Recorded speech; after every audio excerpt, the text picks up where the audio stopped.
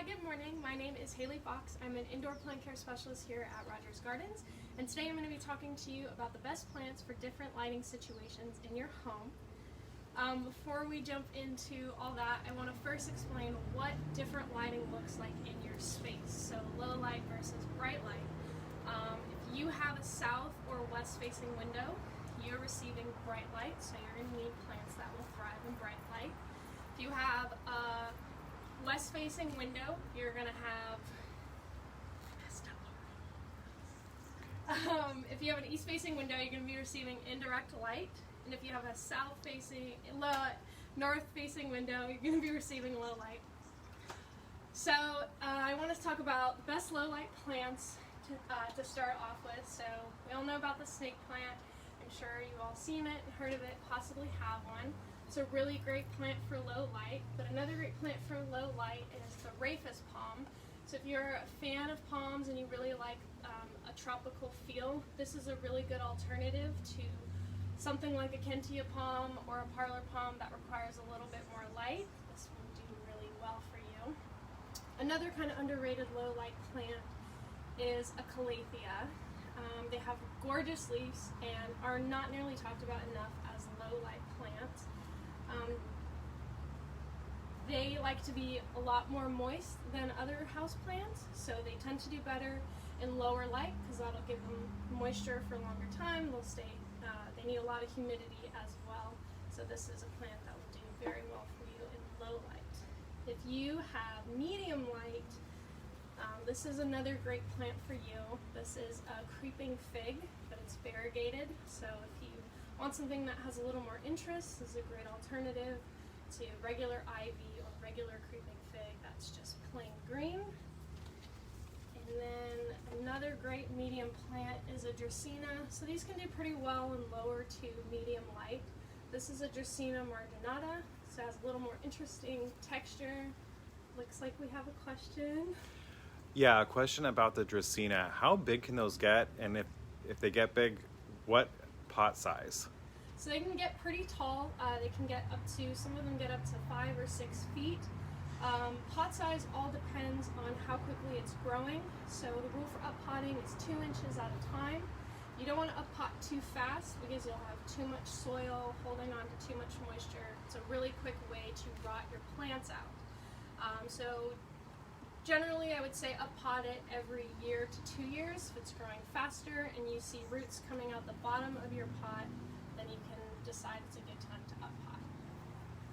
So that is Dracaena. And then for bright light, we have the Ficus Audrey. So I think this is another plant that's not highlighted enough. Everyone is raving about the Ficus lyrata. In my opinion, it's very bulky. This is something that's a little more structured, so if you have a modern space, this will be a really great alternative for you. Same care, ficus need a lot of bright light. I know we all have that one dark corner that we want to fill with something green, but this needs a lot of bright light. And then as far as watering goes, only when it's dry. If you have a moisture meter, that's a really great tool for determining when you need to water. It's a great plant.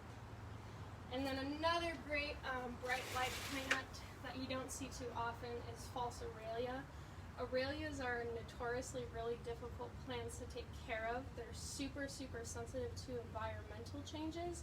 So this is something that you can't be moving around too often. You really need to have it set in one space, regular watering, and very bright light as well. We have another question. A question about fertilizing. So what's the best fertilizer to use for indoor plants? Is there one, or are there many? There's a lot of different kinds. There's synthetic, there's organic. It's totally up to you what you prefer. I always gear people towards the organic options because they tend to be a lot more mild, so you don't have to worry about over-fertilizing as much, especially if it's something that you're not comfortable with or familiar with. You have less chance of burning your plant or running into any kind of problems like those. So just anything that's mild and organic is a really good option. And then one last plant that I want to talk about is air plants. A lot of misconceptions about them because they're not in soil, they don't have roots, so they're unlike a lot of plants that you do see. So people tend to assume that you don't need bright light for them, you don't need to water them, they'll just sit on a corner and exist for you. That is false. They need a lot of bright light, and the more that you give them, the better. They will flower if you do. Bright light should not be confused with full sun. I know that, back to that lighting spectrum that I confused all of us on earlier, full sun is something that most of your houseplants won't want because they're grown in a greenhouse. They're going to be a lot more sensitive to the full sun, and you'll probably have a plant that's burned and brown and crunchy. Similarly, no light is not an option as well. I have a lot of people come in and say, what can I put in an office that has no windows? Well, nothing.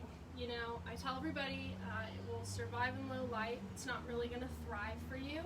So if you want something for that space, you know, get something big. Back to air plants, they need a lot of moisture, so soak them once a week for 5 to 10 minutes is fine. If you're that person that likes to go around misting everything, mist this, it will like that. And then, like I mentioned earlier, lots of bright light. So those are all the plans that I have to talk to you about. Do you have another question? Okay. I don't have any more questions. Okay. So there's somebody going live tomorrow, also at 9 a.m. They'll be talking about something equally as interesting, so you should definitely tune in and check them out. And thank you for watching. Bye.